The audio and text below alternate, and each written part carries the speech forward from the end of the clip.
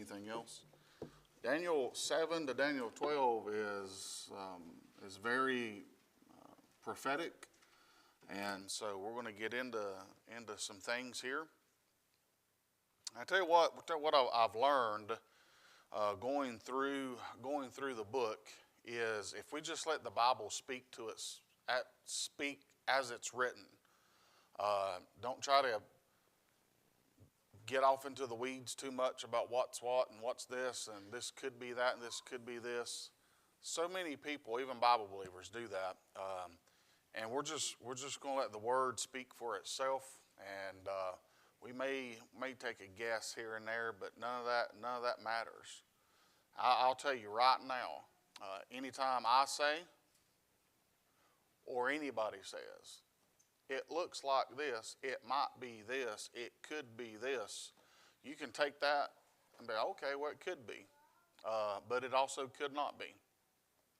And so Daniel chapter number 7, verse number 1, we'll read the first 8 verses. The title of this one is Daniel and the Four Beasts. So he has another vision, another dream, and it is a lot like the first couple that he's had. Verse number 1, in the first year of Belshazzar, king of Babylon, Daniel had a dream and visions of his head upon his bed. Then he wrote the dream and told the sum of the matters. Daniel spake and said, I saw in my vision by night, and behold, the four winds of the heaven strove upon the great sea, and the four great beasts came up from the sea, diverse one from another. So they're all a little different. The first was like a lion and had eagle's wings, and I beheld till the wings thereof were plucked, and it was lifted up from the earth, and made stand upon the feet as a man, and a man's heart was given to it. And behold, another beast, a second, like to a bear, and it raised up itself on one side, and it had 3 ribs in the mouth of it between the teeth of it. And they said thus unto it, Arise, devour much flesh. After this I beheld, and lo, another, like a leopard, which had upon the back of it 4 wings of a fowl. The beast had also 4 heads, and dominion was given to it. After this I saw in the night visions, and behold, a 4th beast, dreadful and terrible, and strong exceedingly, and it had great iron teeth. It devoured and brake in pieces, and stamped the residue with the feet of it. And it was diverse from all the beasts that were before it, and it had 10 horns. Anybody ever had a dream like this before? I considered the horns, and behold, there came up among them another little horn, before whom there were 3 of the first horns plucked up by the roots. And behold, in this horn were eyes like the eyes of man, and a mouth speaking great things. Where's my remote? Oh, it's over here. So what a lot of people try to do is they make the mistake of connecting these 4 beasts with the image there in Nebuchadnezzar 2. They're right in connecting the 4 beasts with the image. It's just off a little bit. I don't need that. I need the other remote. Lord help me. All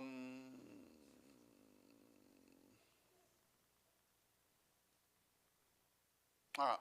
So what they will do is they will have, okay, the head of gold was Babylon. We talked about that. That must be the lion. The chest and arms of silver, that was the Persian Empire, so that must be the bear. And then you have the belly of bronze, which was Greece. They said that must be the leopard. And then you have the legs of iron. That must be the 4th beast. So a lot of people try to say, well, this is just like that, and they make that thing. The problem is Belshazzar we've already read this. He is the last king of Babylon. And if you'll read verse 17, when it comes to interpreting the dream, it says, these great beasts which are four kings which shall arise out of the earth. So it is past, when he said these kings shall rise, it is not talking about Babylon. It is after Babylon. Now, some also teach that there is a prophetic application to these three beasts. The fourth beast, if you don't know, I'll go ahead and spoil it for you. The fourth beast that it's talking about is talking about the Antichrist. It's talking about that little horn that comes up among 10 horns. We'll get to that shortly. So a lot of people like to say that those three beasts, there's a double meaning or double application, if you will. And those are the three empires that are going to be on the earth before the Antichrist takes over. And they all say the lion is represented by England, the bear is represented by Russia, and of course, as always, the eagle is represented by the United States. I was going to say this. That does not line up with what the Scripture says enough for me to teach that. One, the eagle and the lion are the same beast. We just read. The lion had wings as eagle. That's the only place that it gets eagle. Some people are they are hell-bent on finding America in the Bible. And it's in there. It's just not mentioned. All nations forget God, that's America. And it could be in there, and we could get to that later in this chapter where it could be. And the three beasts, the leopard is left out completely, with people trying to say the lion's England, the bear is Russia, the eagle is the United States. Again, the lion and eagle, that's the same beast we just read. And the leopard doesn't say that it has wings of eagles. It says it has the wings of fowl. It could be a chicken. Now, that could be the United States if you want to go there. No. And also these kings, these beasts rise up from a part of the sea around the great sea, the Bible says. So we're just taking that ain't none of those. None of those come around what is all the way through the Old Testament. What is referred to as the Great Sea is the Mediterranean Sea. England is not near there.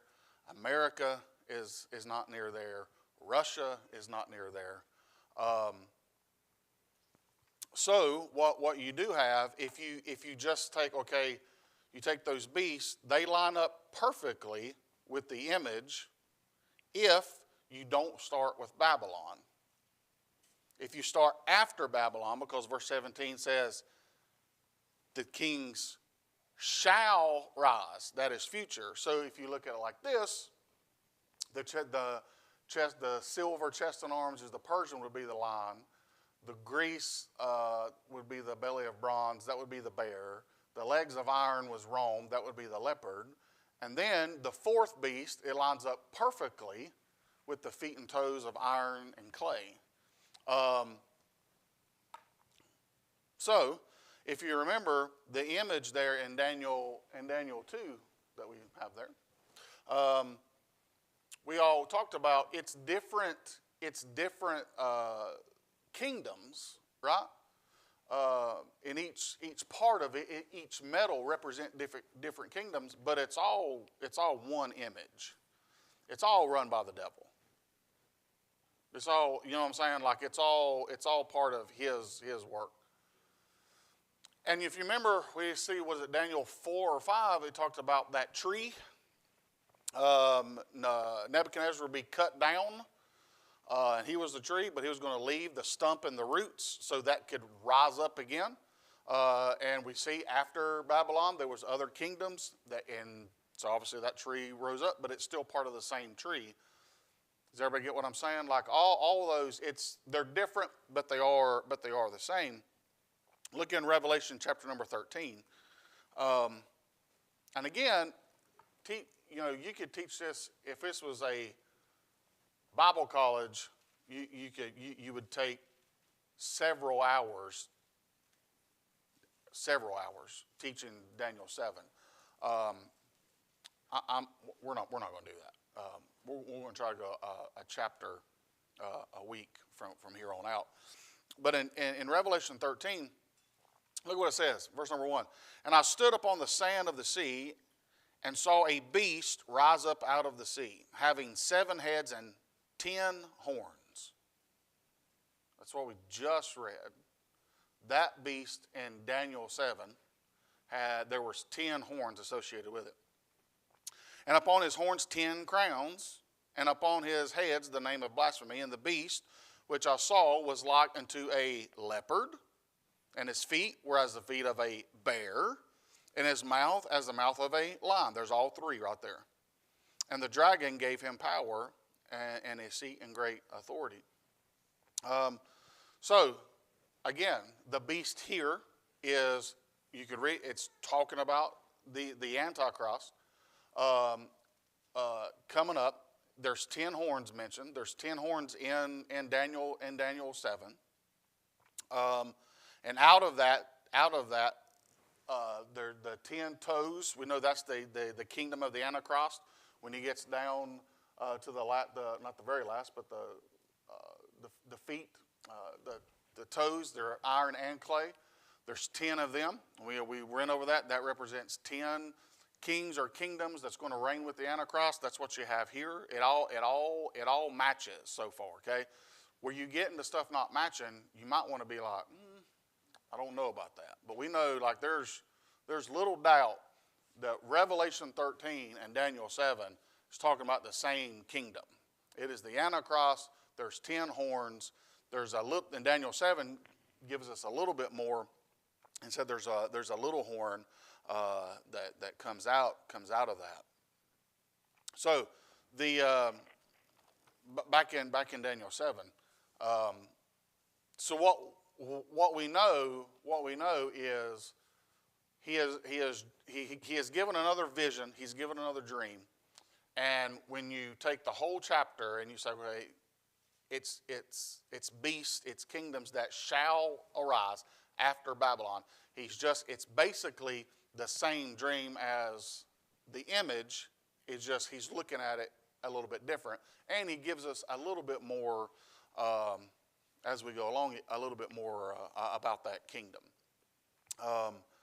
So Daniel 7 verse number 9. And I beheld till the thrones were cast down, and the Ancient of Days did sit, whose garment was white as snow, and the hair of his head like the pure wool. His throne was like the fiery flame, and his wheels as burning fire. A fiery stream issued and came forth from before him. Thousands ministered unto him. And 10,000 times 10,000 stood before him. The judgment was set, and the books were opened. I beheld then, because of the voice of the great words which the horn spake. It's the little horn. Remember the little horn that rose up? I beheld even till the beast was slain, and his body destroyed and given to the burning flame. As concerning the rest of the beast, they had their dominion taken away, yet their lives were prolonged for a season and a time. So this is, look in Revelation chapter number 20. We don't have many verses that we're going to look at. Revelation 20. What this Daniel 7 verse 9 and 10 is talking about here is, it's talking about the great white throne judgment. Revelation 20 verse number 11, the Bible says, and I saw a great white throne and him that sat on it, from whose face the earth and the heaven fled away, and there was found no place for them. And I saw the dead, small and great, stand before God, and the books were open. See, it matches. And another book was open, which is the book of life. And the dead were judged out of those things which were written in the books according to their works. And the sea gave up the dead which were in it, and death and hell delivered up the dead which were in them, and they were judged every man according to their works. And death and hell were cast into the lake of fire. This is the second death, and whosoever was not found written in the book of life was cast into the lake of fire. You can stay right there in Revelation. We'll be right there in a minute. But you notice with him over there in Daniel 7, with the Lord, this is the great white throne judgment, with the Lord are 1,000 thousands. That's a whole lot of people. We're not told a specific number of thousands. It's just 1,000 thousand. That's a lot of people that are not being judged by the Lord. They are standing with the Lord. They are judging what the Bible says, the number given in Daniel 7 are 10,000s times 10,000s. So there is a group of people with the Lord at the great white throne judgment. And they are with the Lord and they are judging a whole bunch of people. 10,000 times 10,000. So you see there's a whole lot more that are being judged at the great white throne judgment than are standing with the Lord. And who is standing with the Lord? Well, that's me and you. We are standing with the Lord as he is judging the people at the great white throne judgment. Now, I was saved for years. And I always heard preached, I've always heard taught that the great white throne judgment was only for the lost. I don't know how many times I'd heard that. I know I preached that. But it was a long time after I got saved before I realized that is not true. At the great white throne judgment, there is a whole lot of people being judged. All the people that are, we're just going to say saved and lost, knowing people are saved differently, okay? All the people that have ever been lost are judged at the great white throne judgment. Every man is going to be judged. We as Christians, we are judged at the judgment seat of Christ. And we are there with the Lord while they are being judged. But they ain't the only ones being judged. Those tribulation saints that make it through the tribulation, they still have to be judged. Those people that make it through the millennium, they still have to be judged. So we're there, and they will get rewarded, and they will be judged. And even though they will make it into heaven, eternity with us, they still have to go through a judgment. Hebrews 9:27, it is appointed that a man wants to die, and after this the judgment. Ain't nobody escaping being judged. Nobody. As a matter of fact, there's another group at the great white throne judgment that's going to be judged.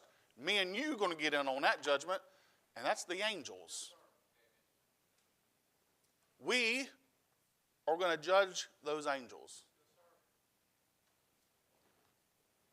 So next time you say, or you run across somebody, and they're all about worshiping angels, and that's all they want to talk about, angels, you say, oh, yeah. I wonder if that's that one I'm going to judge one day. Blow their mind. Blow their mind. So back, again, let's go to Revelation 19. The horn,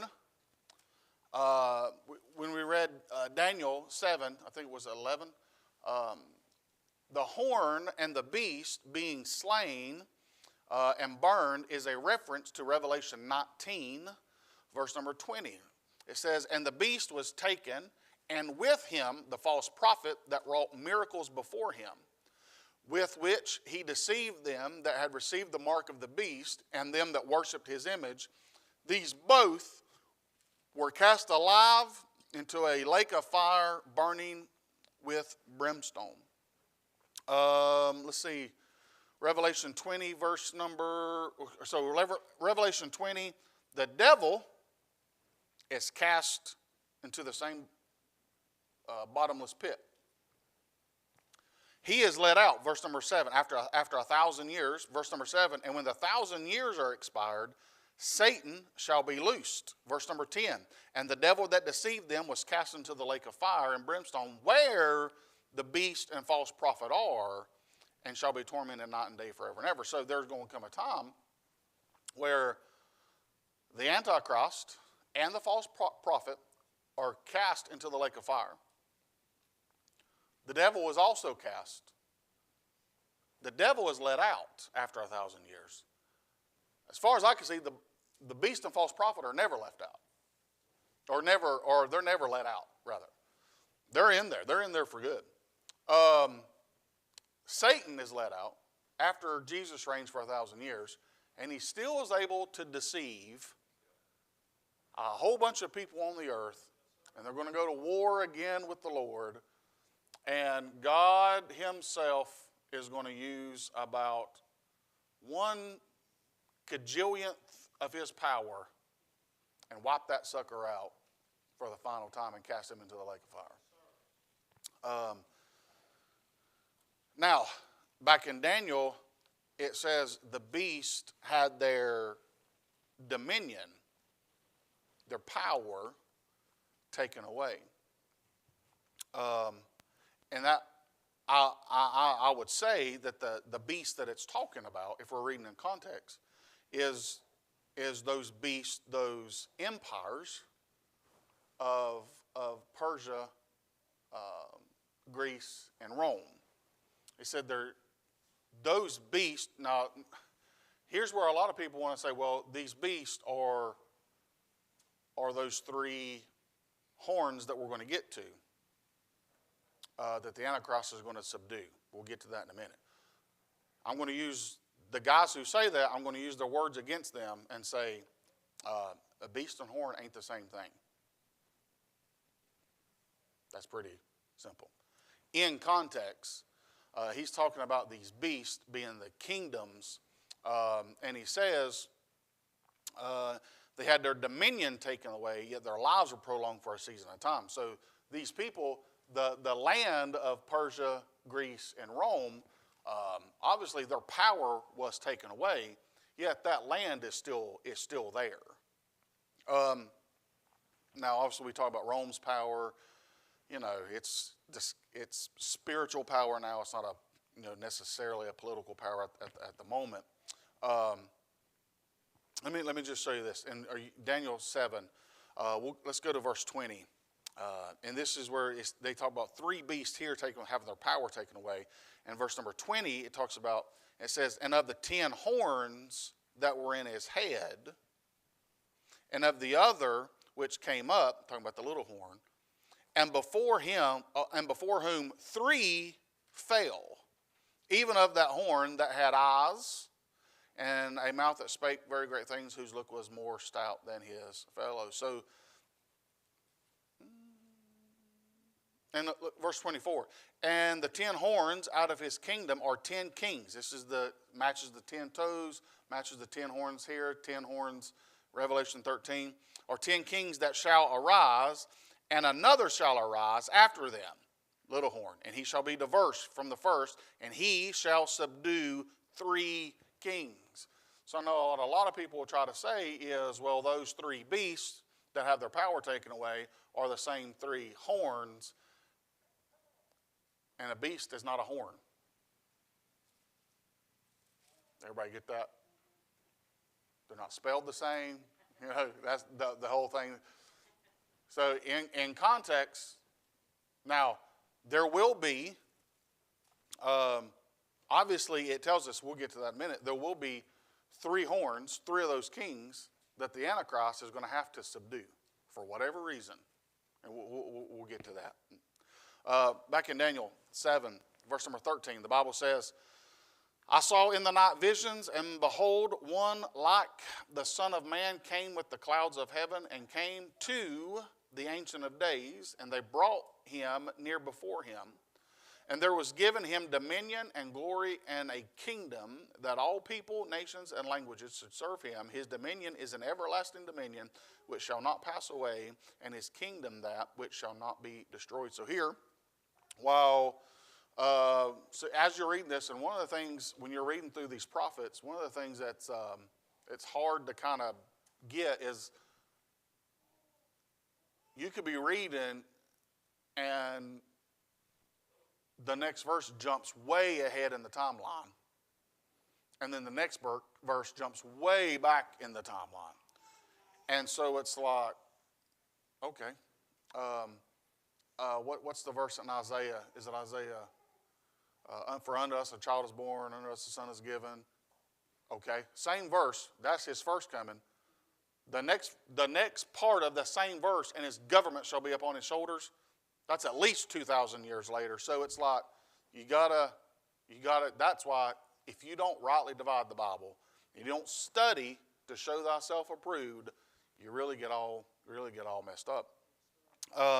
So while in Daniel 7, while verses 9 and 11, it skips the millennium and goes right to the great white throne judgment. Verse 13 and 14 goes back and tells of the reign of Jesus Christ. And we talked about in Daniel 2:44, we won't turn there for sake of time, but we see in our image here that it tells about the feet and toes. That's the kingdom of the Antichrist. And there was a stone come and it smashed those toes. That's when Jesus Christ comes. Let's just go back and read that. Daniel 2:44, since we're there. That's when God says, and he smashes those kingdoms and sets up a kingdom, the millennial kingdom for Jesus Christ to rule and reign for 1,000 years. Daniel 2:44, and in those days, and in the days of these kings, shall the God of heaven set up a kingdom which shall never be destroyed, and the kingdom shall not be left to other people, but it shall break in pieces and consume all these kingdoms, and it shall stand forever. You notice also here, back in Daniel 7, verse 13 and 14, it says, the Son of Man is brought to the Ancient of Days. The Son of Man is obviously always, it's a Jewish term. It's always a reference to Jesus Christ. The Ancient of Days there is actually talking about God the Father. And so Jesus is brought before God, and God the Father gives his Son this kingdom to rule and reign for 1,000 years. Daniel 7, verse number 15 says, I, Daniel, was grieved in my spirit in the midst of my body, and the visions of my head troubled me. I came near unto one of them that stood by and asked him the truth of all this. So he told me and made me know the interpretation of the things. These great beasts, which we've done read this, which are four kings, which shall arise out of the earth. But the saints of the Most High shall take the kingdom and possess the kingdom forever, even forever and ever. So here, basically, we see Daniel, he has a dream. In verse 1, when he wakes up, he writes the dream down. And now he's telling the dream. I'll say this. He's telling the dream here in verse 15 to 18 to one that is standing by him. That one standing by him could be an angel. It could be another man. There's a lot of different, I've read a lot of different things on who that is. Nothing I'm clear enough to say that's who it is. You figure it out. You let me know. But whoever he tells it to, he now is interpreting the dream for Daniel and tells him what it is. Verse number 19, then I would know the truth of the fourth beast. So all of this is leading to the fourth beast, the kingdom of the Antichrist, which was diverse from all the others, exceeding dreadful, whose teeth were of iron and his nails of brass, which devoured, brake in pieces, and stamped the residue with his feet. And of the 10 horns that were in his head, and of the other which came up, and before him 3 fell. We talked about that. Even of that horn that had eyes, and a mouth that spake very great things, whose look was more stout than his fellows. I beheld, and the same horn made war with the saints, and prevailed against them, until the Ancient of Days came, and judgment was given to the saints of the Most High, And the time came that the saints possessed the kingdom. Thus he said, the fourth beast shall be the fourth kingdom upon the earth, which shall be diverse from all kingdoms, and shall devour the whole earth, and shall tread it down and break it in pieces. And the 10 horns out of this kingdom are 10 kings that shall arise, and another shall rise after them, and he shall be diverse from the first, and he shall subdue 3 kings. And he shall speak great words against the Most High, and shall wear out the saints of the Most High, and think to change times and laws, and they shall be given into his hand until a time and times and the dividing of time. But the judgment shall sit, and they shall take away his dominion, to consume and to destroy it unto the end. And the kingdom and dominion and the greatness of the kingdom under the whole heaven shall be given to the people of the saints of the Most High, whose kingdom is an everlasting kingdom, and all dominion shall serve and obey him. So basically he's just saying, we've covered most of this already, but basically he's saying Jesus is going to set up his kingdom. When he does, he's going to break the toes, he's going to break the horns of the kingdom of the Antichrist, and he's going to set up his kingdom. Again, the 10 horns match the 10 toes. It matches the 10 horns in Revelation. Look in Revelation 17. Here again, we're told, this will be the last one we look at. Again, we're told that he's going to subdue 3 of the horns. Not the beast before, not the nations before, not kings before. And I've read all that stuff that you start with Nimrod and you go.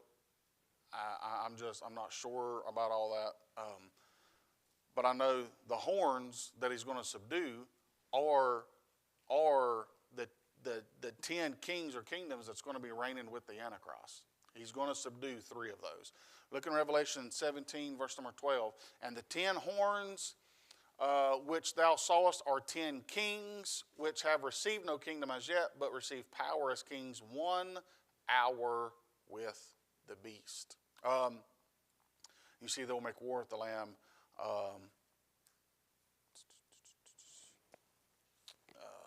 With that. So, if you want to say the U.S.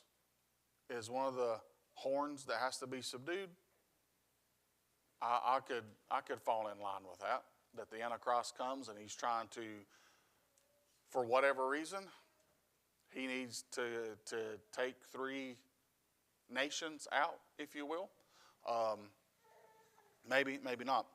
In verse 13, we saw that there is a distinction between the Son of Man and the Ancient of Days. We talked about Son of Man being obviously the Son, Jesus Christ. The Ancient of Days was God the Father. But in verse 22, the Ancient of Days is a reference to Jesus Christ. The saints, we're told in verse 21 that the Antichrist, he's going to make war with the saints. Those saints are the tribulation saints, which the Antichrist is going to be winning until Jesus comes. And he's going to set them free. That's at the second advent. And verse 25 tells us that he's going to wear out the saints, and he's going to have the ability to change times and laws, and that they will be given to him. The they could be talking about the saints who are going to be given to him. The they could be talking about the times and laws, or it could be talking about both. So that's that. That same verse, it looks like it tells us the time period that the Antichrist will reign. He says he's going to reign for a time. That's 1 year. And then times, that's 2 more years, so that's 3 years. And then a dividing of times, and that looks like to be a half a year. So that's 3.5 total years that the Antichrist will reign on the earth. Verse 28 back in Daniel 7, verse number 28. So this Daniel prospered, and nope, that's 6. I was like, that ain't right. Hitherto, that sounds more like it, is the end of the matter. As for me, Daniel, my cogitations much troubled me, and my countenance changed in me, but I kept the matter in my heart. And I thought about this. Daniel is really bothered by this. And like, I get it. Like he's getting weird dreams and visions, okay? He is getting them interpreted, like I get all that, but if you're Daniel and you're thinking, oh my gosh, there is coming a time, well, somebody is coming, and he is horrible, and he's going to take over the world. And as far as Daniel knows, it could be just a few short years. Because Daniel has no idea that there's a church age. He has no idea that he ain't coming close to seeing any of this stuff. But he's pretty tore up. And I would be too, if I didn't know how it all ended. This is before Daniel. This is before Paul's writings. It's before the revelation of the rapture of the church or any of that stuff. Nobody knows none of this stuff. He's just getting these things as far as he knows. He's like, man, this is just going to be awful. There's a guy coming. It's going to be bad, and he's worried about it, and I don't blame him. I say that to say this: a lot of this stuff in Daniel and a lot of that stuff in Revelation, who cares? If you're saved. You know what I mean? If you're saved, it ain't going to make no difference to me. You know, if you're not saved, oh yeah, you need to study this out because you're going to live it. You're going to go through it. And you ain't getting out of it. And so knowing what we know now, we can look at that and be like, it's going to be a bad time, but I'm checking out of here. I'm getting out. I ain't going through all that. And thank God we're not. Thank God we're not. That is one thing. That we got to go through the judgment seat of Christ. But still, there'll be grace there. There'll be some mercy there. You won't find a whole lot of grace and mercy in the tribulation period. There's some. You won't find a lot. All right. If you've got any questions, ask somebody else. Let's pray. Has anybody got any questions or comments? It's good to have questions or comments when there's food because everybody's like, no, I just got food. But if you don't, and let me just say that a lot of people don't like, I've been told, I don't like asking questions out loud. That's perfectly fine. I will say, I want you to ask the question, but you can write it down, put it over there, and like I'll get to it eventually. We'll go back and do it. Like don't be afraid to ask questions. If I don't know, I'll find out or lie. No, I'm just kidding. I won't lie. All right, let's pray.